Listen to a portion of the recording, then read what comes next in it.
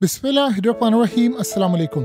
आज इसराइल का army chief उड़ते उड़ते बच गया है और ये आप समझ रहे उसकी लक है या जो भी सूरत हाल आप कह लें कि दूसरी मर्तबा ऐसा हुआ है कि इसराइल का आर्मी चीफ आज जिंदा बच गया है और ये अब तक की सबसे बड़ी डेवलपमेंट है। लेकिन इसके साथ जो अजीबोगरीब सूरत हाल है कि आज हिजबुल्लाह की जानिब से 500 किलोग्राम का बुरकान मिसाइल मारा गया है मेटुला सेटलमेंट में। और वहां पर ये आपकी स्क्रीन पर मनाजिर चल सकते हैं कि किस तरह वहां जो सेटलर्स थे, बहुत सारे लोगों को पता नहीं सेटलर्स कौन सा जिनको ये अस्पताल लाया जा रहा है, जिन इलाकों में फलस्तीन के हो, लिबनान के हो, शाम के हो, कब्जा करना होता है, कब्जा करके उसके बाद जिन लोगों को वहां पर लाकर बसाया जाता है उनको सेटलर्स कहते हैं। ये वो लोग हैं जो आकर लोगों के घरों पर कब्जा करते हैं।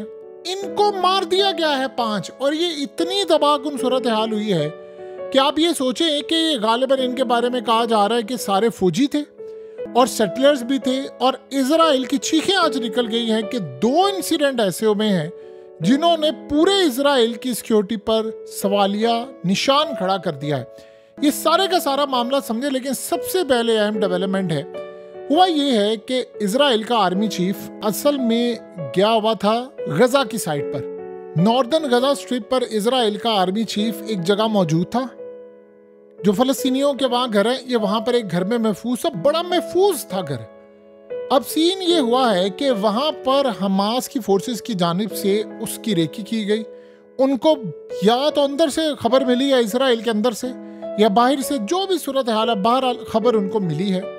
हुआ यह है कि हमास की जानिब से एक एंटी टैंक शेल वहां पर फायर किया गया। अब जैसे ही इजराइल का आर्मी चीफ वहां से निकला है, चंद मिनट्स के बाद वहां पर इजराइल की फोर्सेस पर बहुत बड़ा मिलिट्री ऑपरेशन हुआ और इसमें तकरीबन उनकी 888 यूनिट के 4 फौजी मारे गए हैं। और आप इमेजिन कर लें कि ये हाउस बेसिकली जबालिया कैंप में था और इस सूरत हाल में ये असल में गजा का और फलस्तीनियों का ही था, लेकिन आर्मी चीफ वहां पर मौजूद था। आप समझ लें कि बिल्कुल थोड़ी सी टाइमिंग का फर्क रह गया है। अगर वहां पर आर्मी चीफ मौजूद होता तो सीधा आर्मी चीफ को हिट कर दिया जाता और ये वहां पर मारा जाता।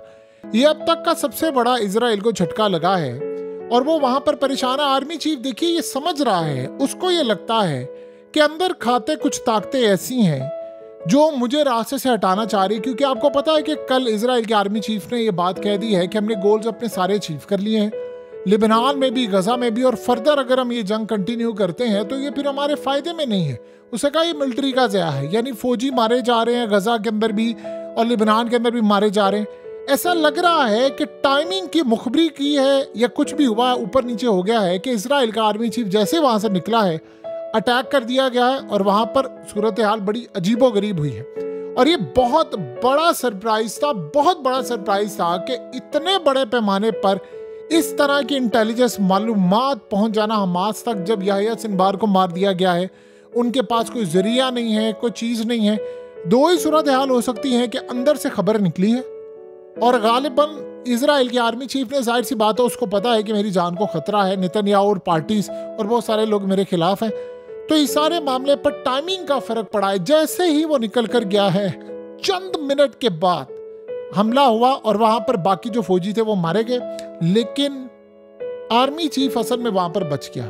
अब आप ये सोचें कि नेतन्याहू ये समझता है कि मेरे घर जो ड्रोन हमला होता है मुझे मारने के लिए, फौज उसको जानबूझकर नहीं रोकती, जबकि असल बात यह है कि उनका सिस्टम बाईपास करके जाता है। और आर्मी चीफ के बारे में 2 बातें याद रखिएगा। गुलानी ब्रिगेड के ऊपर भी हमला हुआ था, उसमें आर्मी चीफ जिंदा बच गया था बड़ी मुश्किल से। यहाँ पर जो हमला हुआ, यहाँ तो बिल्कुल जो बाकी फौजी थे वो मारे गए हैं और ये बच गया है। तो ये जो सूरत हाल इस वक्त पैदा हुई है वो असल में क्लियरली इंडिकेट कर रही है कि इसराइल की जो पोजीशन है वो अजीबोगरीब सिनेरियो का शिकार है। अब मामला यहाँ नहीं रुकता। ये जो मनाजर आपकी स्क्रीन पर जा रहे हैं, ये फौजियों को या सेटलर्स को जो लेकर जाया जा रहा है, बुरकान मिसाइल मारा गया है हिजबुल्लाह की जानिब से मेटुला की साइड पर सेटलमेंट में, और वहां पर 500 किलोग्राम का ये बारूदी मवाद था, यानी जो बुरकान मिसाइल था। इसे वहां पर जाकर हिट किया और सीन ये हुआ है कि वहां पर डिफेंस सिस्टम इनका फेल हो गया।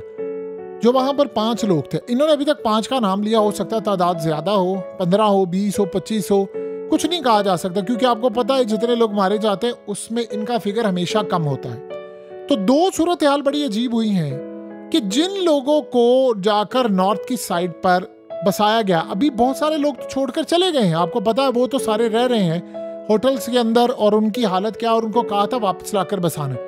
अब सीन ये है कि वहां से रॉकेट मारे जा रहे हैं या बुरकान मिसाइल मारे जा रहे हैं, वो सीधा जाकर उन लोगों को हिट कर रहे हैं जिन्होंने गजा या फिर शाम या फिर लिबनान उनके इलाकों को कब्जा किया हुआ है, उनको फतह करने की कोशिश की है, यानी अब उनको मुकम्मल तौर पर हिट किया जा रहा है।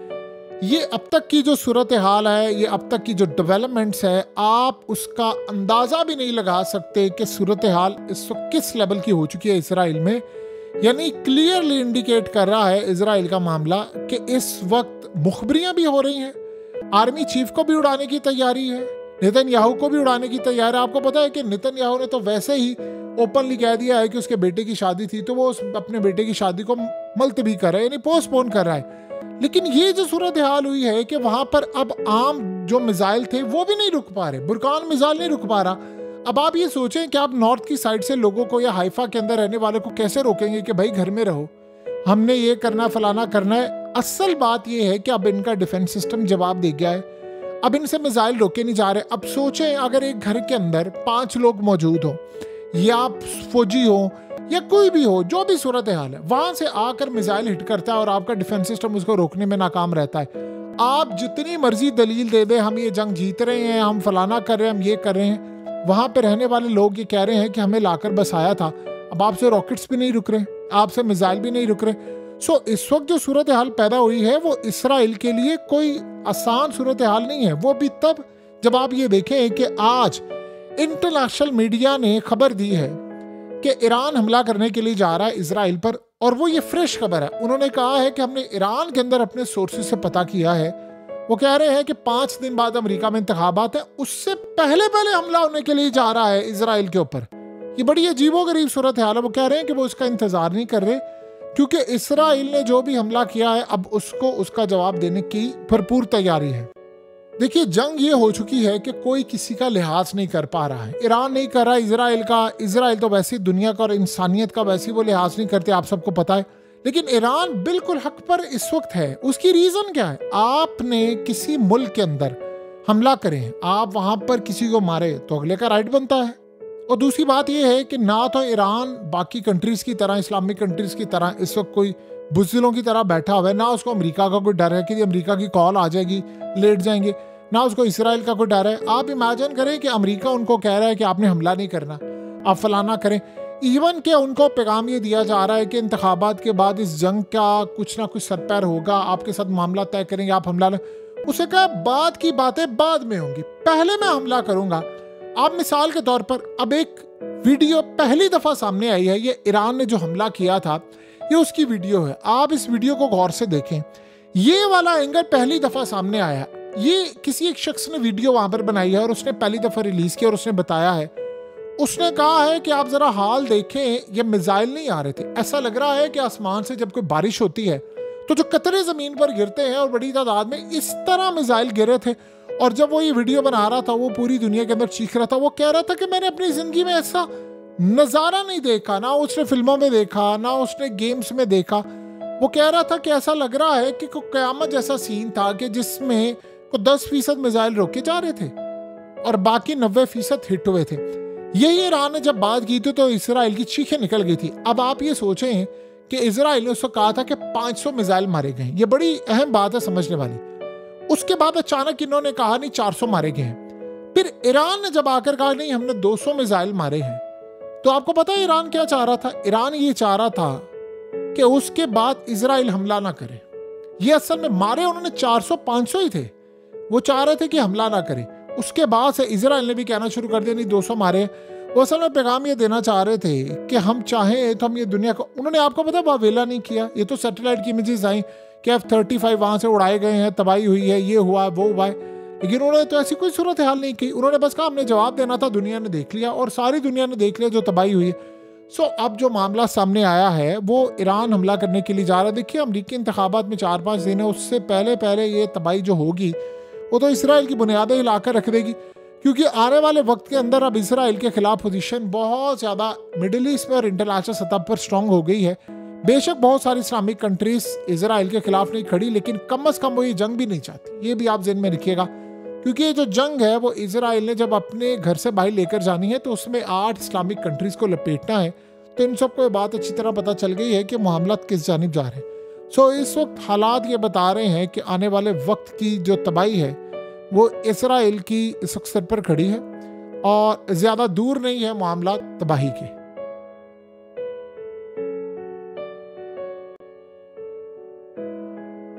हकीकत टीवी को सब्सक्राइब करना मत भूलें, वीडियो को लाइक करें, शेयर करें और कमेंट सेक्शन में अपनी राय का इजहार ज़रूर करें।